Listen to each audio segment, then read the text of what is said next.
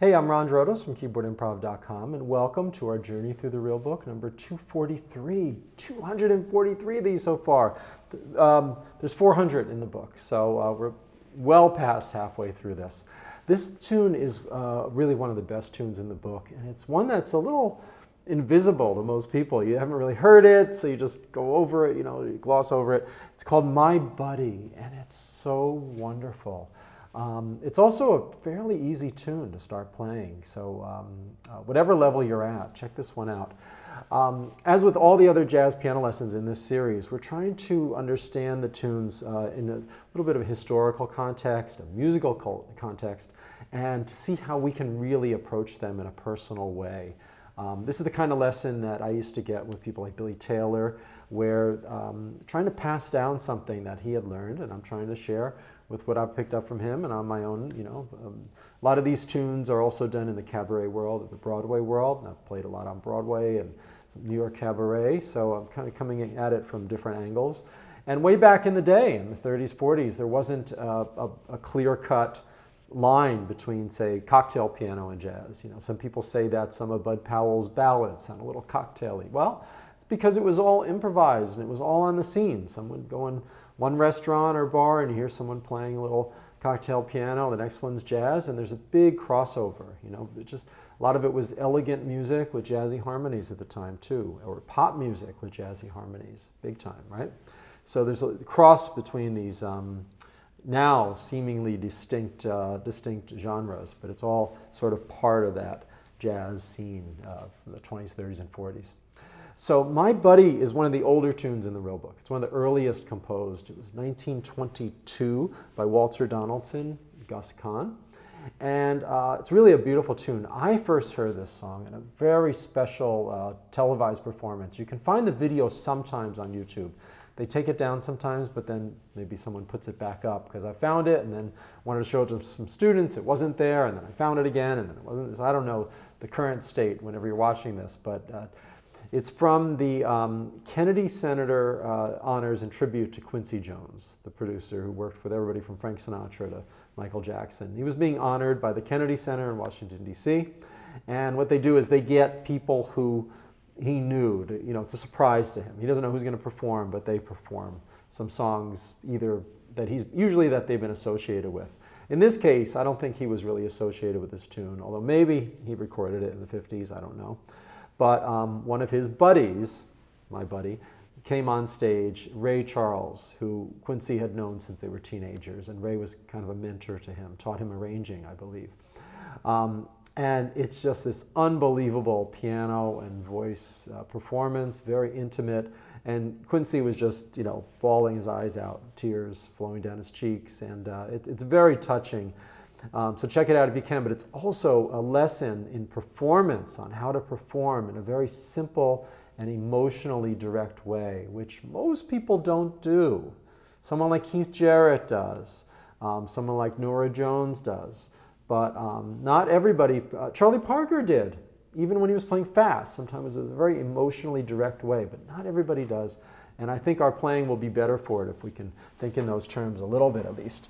So it's only, it's 32 bars long, but it's like 16 and 16.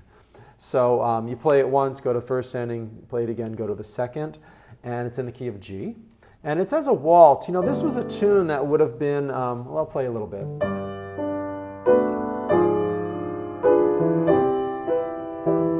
So it's like a slow waltz, like a ballady waltz.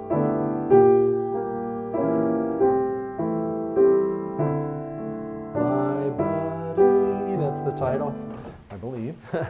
I don't know all the lyrics, but I know some. I think it's right there. And then there's a nice, it's really, really beautiful. This was a tune that everybody in the 30s, 40s, 50s would have known. There's some early recordings from the 20s, of course. It was a hit. But then moving on to like the standard jazz practice, mainstream jazz practice time of like swing era and some bebop. Earl Hines performed this, Coleman, Hawkins, Bobby Darin, who we know more from Mac the Knife and Beyond the Sea, 1950s. did this song. It's a beautiful version. So people would have known this song. Jazz musicians would have known this. it's sort of disappeared from the popular realm since then. You know, it's not one of these old songs like Over the Rainbow that we still really listen to, but it's well worth checking out. To get into it, do a harmonic analysis. That's something that you should be doing on every tune. So you could even just make a copy of this or write in the book and take a pencil, not a pen, and you write the key of G, and it's the 1 chord, and then a sharp 2 diminished 7, then 2 to 5, and then 1 to flat 3 diminished, 2, 5. So you see these relations between the first 4 measures and the second 4. They're the same except for 1 chord. It's different. Might not see that if you don't really think about this. And then it goes back to the 1 chord, and then there's a passing tone F in the bass, and it goes to E7. What is E7 doing in the key of G? The regular 6th chord would be E minor 7th. Well, the E7 can be seen as a 6th chord that just made into a dominant 7. It's very common. The 6th chord in a lot of tunes is dominant 7th. But it also pushes us to the 2 chord because it's the 5 of 2, secondary dominant. So then it goes to 2, and then instead of 5, like you think, it goes to the dominant 7 on 2, which is a 5 of 5, and then back to a minor 2 and a 5. So, and then at the end, it's just a 5 to 1, 2, 5 to 1 at the end. So the first 16, ending in the first ending, ends on the 5 chord, to bring us back to the 1, and then the second 16 resolves to the 1 right away. So it's a relatively simple tune, but these chords, or this type of chord progression, which is basically a 1, 6, 2, 5, over and over again with some variations, is seen in so many tunes that you can learn. You can learn this tune, and then it will help you learn many other tunes. Put it that way. So it's a beautiful, beautiful tune. And I'm going to just take my cue from Ray Charles and just play it. Try to play in that emotionally simple and direct way, and see where it comes. The music doesn't always have to be simple, but the direct emotion is like a simple emotional stance, whether it's fast or whether it's just beautiful and tender. Here we go. Let's see where it takes us.